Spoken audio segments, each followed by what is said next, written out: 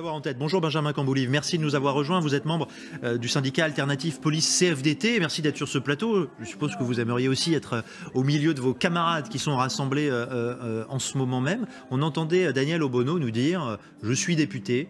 J'estime qu'il y a là une pression inadmissible que de venir devant l'Assemblée nationale pour exprimer des revendications. Vous lui répondez quoi, Daniel Obono ?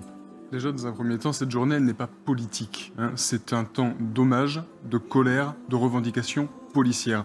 Tous les politiques sont les bienvenus de tous bords, mais uniquement en tant que soutien, pas là pour faire campagne. Il ne faut pas de détournement du message, il ne faut pas de récupération politique. Il faut nous entendre et venir apporter une réponse ultérieurement. Et pour ce qui est de Madame Obono, sur une journée qui est également et initialement une journée d'hommage à nos collègues qui sont tombés, en une seule déclaration en 30 secondes, je m'entends traiter de factieux, de menaces pour la République, quand on m'explique que ce sont eux qui constituent le barrage républicain. Le rempart républicain, le rempart entre l'anarchie, le chaos et l'état de droit, c'est la police. La police, elle va mal, elle a des revendications, elle les porte aujourd'hui, il faut les entendre.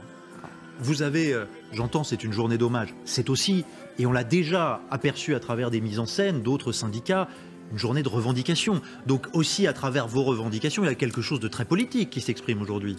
Ce n'est pas politique, ça dépasse les clivages politiques. On parle de la sécurité de la police, donc de la sécurité de tous les Français. Ce qu'on met en avant, c'est effectivement la réponse pénale, notamment celle à l'encontre des agresseurs, des meurtriers, des policiers. Ça doit toucher tout le monde. Non seulement tous les policiers, mais tous les Français, tous les politiques. Ça, alors, juste Benjamin Camboulive. La crise est derrière elle, on l'a sous les yeux, chaque jour on fait notre travail. Donc c'est pour ça que le ras-le-bol il se manifeste maintenant. Il ne se manifeste pas nécessairement contre un gouvernement en place à l'instant T. Et au contraire, comme le disait mon collègue à côté de monsieur le ministre de l'Intérieur, on reconnaît l'investissement qui est fait par le gouvernement. Mais on pourra mettre tous les euros que l'on veut sur la table, tous les effectifs que l'on veut annoncer. Le résultat final, il se juge par le retour d'expérience. Quand les policiers de chaque commissariat vous disent « Voilà, on est assez nombreux, on est bien équipés, il y a une justice... » Je vous interromps, pardonnez-moi, on écoute le ministre de l'Intérieur, pardonnez-moi.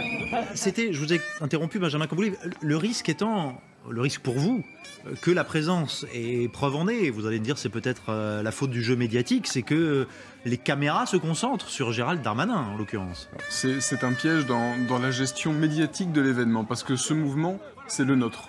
C'est l'union de la police et de sa population à travers une revendication forte, la réponse pénale qui doit s'adapter à la réalité de notre délinquance, de notre criminalité. Il ne faut pas que ce soit volé, que ce soit récupéré. Mais la présence de M. Darmanin, elle est importante, nous la saluons, et elle montre la considération et le soutien. Maintenant, ça n'a de sens que s'il épouse nos revendications. Et ça, on verra jusqu'à quel point c'est entendu. Rien de plus normal que de soutenir les policiers dans une république. Sobre, efficace, quelques mots, pas plus. Il a entendu le message de l'absence de récupération et d'ailleurs il s'en va. C'est-à-dire qu'il a fait finalement un passage de moins de 10 minutes dans cette foule. Pour me dire, je suis venu à votre contact. Hein. C'est ce qu'on aura bien compris avec cette phrase. Tous les matins, quand je me lève, tous les soirs, quand je me couche, je pense à vous. Voilà ce qu'a dit Gérald Darmanin aux policiers et à vos collègues. Mais est-ce que vous le vivez uniquement comme de la com ? Non, pour moi c'est important, pour nous c'est important, et tous les collègues qui étaient présents, vous l'avez entendu, ont su saluer cette action, le fait de venir marquer son soutien. Moi ce qui a retenu mon attention c'est mon collègue qui a interpellé le ministre, qui lui parlait de cette peur que certains de mes collègues ressentent pour aller travailler. Souvent on entend sur les plateaux, on demande aux policiers s'ils ont peur. Les policiers, c'est pas des robots. Hein. Bien sûr qu'il y a une peur quand on va dans une manifestation, quand on essuie des jets de projectiles. Bien sûr qu'il y a une peur quand on va dans un quartier difficile, qu'on est accueilli par des tirs de mortier. Mais c'est la définition du courage, ça, de se confronter à la peur au nom d'une cause. C'est ce que fait la police tous les jours. Et là, cette manifestation, c'est aussi pour le rappeler à quel point c'est noble comme métier et à quel point il faut protéger sa police. Il a été réalisateur Gérard Lanvin qui a ouvert en quelque sorte cette séquence qui est assez étoffé dans la mise en scène. Hein. On a soigné la mise en forme de tout ça, Marie Belot. Oui, c'est vrai, il y a des écrans géants qui ont été déployés. On l'a vu tout à l'heure, il y a des happenings, il y a une personnalité avec Gérard Lanvin qui est là pour le déroulé de cette manifestation. En quelque sorte, il va y avoir des vidéos qui vont être projetées avec également des témoignages de policiers qui ont pu être blessés. Il va y avoir évidemment une minute de silence en hommage aux policiers qui sont morts en service, et puis on entendra aussi durant cette manifestation une Marseillaise entonnée par toutes les personnes qui sont présentes. Effectivement, on le voit, il y a une organisation qui a été bien faite par les syndicats, en tout cas qui se veut grandiose en quelque sorte, avec des écrans géants, des invités, des vidéos, des prises de parole. C'est assez rare ce genre de mouvement policier aussi. Et on n'attendait pas Gérard Lanvin sur la tribune. Ouais, mais alors c'est pas accessoire la prise de parole d'un people, parce que nous on dénonce quotidiennement le police bashing, le discrédit qu'on jette sur les actions de police, le fait de véhiculer par facilité de posture, notamment dans le monde médiatique, un discours anti-police. Ce discours anti-police, c'est un discours anti-système au sens large. On s'en prend à la police, on tape sur la police, on la critique dans ses fondements, dans la légitimité de ses actions, on critique la République. Donc ce discours de M. Lanvin, il est important. Benjamin Camboulive, sur cette réponse, éternel enjeu de la réponse judiciaire face à la colère et aux craintes des policiers. Aujourd'hui, là, c'est pas une manifestation contre la justice, il faut bien l'entendre. La police et la justice, moi je veux croire que tous les acteurs de la chaîne judiciaire ont le même but, assurer la sécurité, la justice aux Français. Simplement, chacun va se heurter à ses moyens.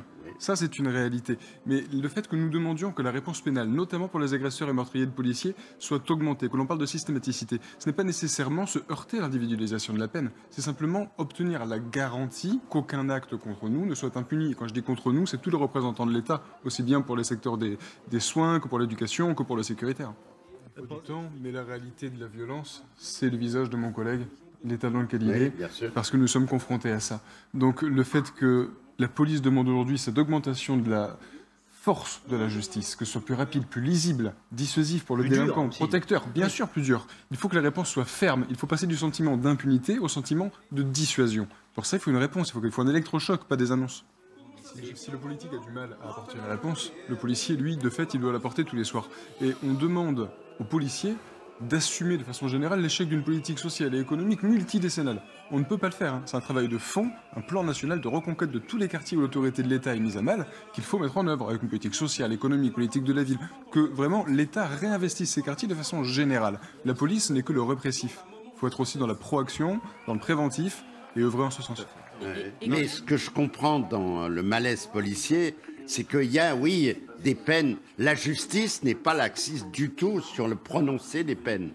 Mais dans l'exécution des peines, c'est là où il y a un sentiment, en tout cas de malaise chez les policiers, parce que, effectivement, pour la petite délinquance, on ne parle pas là des braqueurs, des meurtriers, multirécidivistes, pas. Vous savez, c'est vrai pour différents types de délinquance. Il y a la petite délinquance où nous, on constate qu'effectivement, il n'y a pas de sanctions suffisamment fortes pour créer une dissuasion. Oui. Et puis, il y a des phénomènes plus graves, comme Viry-Châtillon, où nous avons des gens qui sont reconnus coupables d'une action de groupe visant à brûler vive une mère de famille, en laissant des cookies, etc. Et ils vont prendre des peines de moins de 10 ans pour certains. Alors qu'ils sont coupables. Reprendre l'histoire de Viry-Châtillon. Justement, pour reprendre l'histoire de Viry-Châtillon, puisque c'est un peu la dernière mobilisation des policiers devant le tribunal, il y a eu cette indignation après le verdict en appel de Viry-Châtillon. Je crois qu'il y a 8 personnes qui ont été acquittées, donc il y a eu plus de personnes acquittées en deuxième instance qu'en première instance. Il y en avait 5 qui étaient acquittés la première fois et 8 la seconde. Ça a provoqué la colère du côté des forces de l'ordre, mais la justice a quand même été obligée d'expliquer qu'elle avait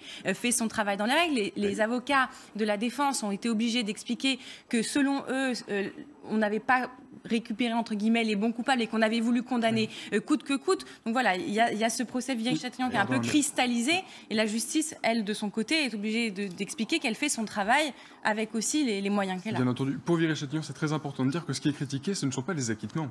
Jamais on ne dira qu'il faut condamner quelqu'un qui n'est pas reconnu coupable. C'est simplement quand on est reconnu coupable d'avoir participé à cette action-là, il faut que la peine soit forte, qu'elle soit lourde. C'est absolument inaudible qu'on vous dise non mais voilà, c'est 6 ans, je crois, 8 ans. Oui, mais il y avait le problème, on se demande un petit peu sur l'échelle du bras de fer, parce qu'il y a quand même un bras de fer entre les syndicats et le monde politique, mais bon, plus spécifiquement le gouvernement. Quelle est l'étape d'après ? Si vous n'obtenez pas et si vous n'êtes pas entendu à hauteur, qu'est-ce qui reste comme marge de manœuvre ? Alors il y a un Beauvau de la sécurité dont on ne sait pas trop finalement s'il est en cours et à quoi il va mener. Mais si vous n'êtes pas entendu, qu'est-ce qui vous reste de plus maintenant ? Les urnes ? Alors déjà, il y a le Beauvau de la sécurité. Là, M. Dupond-Moretti, il a fait le choix de ne pas être présent. Très sincèrement, c'était probablement le bon choix. Mais nous allons le rencontrer plus tard. Nous allons le rencontrer pour échanger dans différentes réunions, notamment dans le cadre du Beauvau. Il faudra qu'il ait entendu le message d'aujourd'hui. Là, c'est très important ce qui se passe. Encore une fois, c'est devant l'Assemblée nationale, c'est le peuple, c'est sa police Tout le monde est confondu, parce que même les gens du peuple, là, ils sont confondus. Il n'y a pas d'étiquette politique. Il y a des Français de gauche et des Français de droite. C'est une considération qui est globale, qui est citoyenne, un appel à la justice. On veut une plus grande lisibilité, parce qu'on en a besoin pour se sentir conforté dans nos missions, pour pouvoir assurer l'autorité de l'État. À l'époque, déjà, le ministre de la Justice, c'est celui que les policiers adore détester. Évidemment, je caricature, mais il est quand même ciblé toujours, le ministre de la Justice, quel qu'il soit. Christiane Taubira, en son temps aussi, vous en conviendrez. Mais l'autorité de l'État et la sécurité des Français, ça doit dépasser les clivages, enfin les querelles de ministères et les clivages de partis politiques. C'est l'affaire de tous, et c'est pour ça que nous, on espère bien que ce dialogue, il aura lieu, effectivement, entre M. Darmanin et M. Dupond-Moretti, pour qu'on ait notre réponse, pour qu'on ait cette augmentation de la réponse pénale. Sans doute, et c'est pour ça qu'on a vu ces nombreux parlementaires, écharpes tricolores en bandoulière, venir assister à cet impératif de vos collègues, disant maintenant à vous de changer la loi. Ça, on sent que c'est pour vous la ligne rouge, ou en tout cas c'est l'exigence absolue, changer la loi. Oui, alors on peut considérer ça comme une charge ou comme un appel au secours. De toute façon, il y a une crainte, il y a une appréhension, il y a des revendications. Elles sont partagées donc par l'ensemble des collègues qui sont là, par l'ensemble des collègues de France. Cette justice pénale, c'est vraiment pas quelque chose de clivant chez nous, c'est quelque chose qui crée au contraire une vraie cohésion. Et je peux vous garantir que c'est aussi partagé par autant de familles qu'il y a de policiers en France. Parce que l'appréhension, le stress sur cette police du quotidien qui est devenue un théâtre d'opération extrêmement dangereux, extrêmement anxiogène, c'est partagé par tout l'entourage des policiers. Ça représente énormément de monde qui demande cela au gouvernement, une justice pénale plus forte, protectrice. Il faut reconstituer aussi ce lien. Ça, on sent que c'est l'idée aussi de ce genre de rassemblement. De toute façon, il faut qu'un message positif de la police soit véhiculé. Parce qu'il y a un confort dans l'expression des messages négatifs de la police, dans le fait de la charger, de dire que les policiers sont racistes, de dire qu'ils sont violents. C'est important qu'il y ait également un message positif qui se rapproche de la réalité, qui montre à quel point ces hommes et ces femmes sont engagés pour nos concitoyens. C'est tout l'objet du Beauvau de la sécurité, d'ailleurs, c'est de restaurer ce lien entre police et population. Il y a plusieurs thématiques qui sont menées, il y a des tables rondes avec à la fois des syndicalistes et des experts. Il y a même, je crois, Claude Onesta, donc handballeur, qui était venu pour les tables rondes pour peut-être apprendre dans l'encadrement comment mieux gérer. Donc voilà, cet effort lien police-population, c'est vraiment le nœud central du Beauvau de la sécurité. Selon moi, le police bashing, ça nuit à notre image et donc ça va galvaniser ceux qui veulent s'en prendre à nous, mais le lien police-population, de façon générale, il n'est pas rompu, il ne l'a jamais été. Les gens aiment leur police et la respectent, et notamment dans les quartiers difficiles, ils sont bien contents de nous voir arriver pour rétablir l'ordre.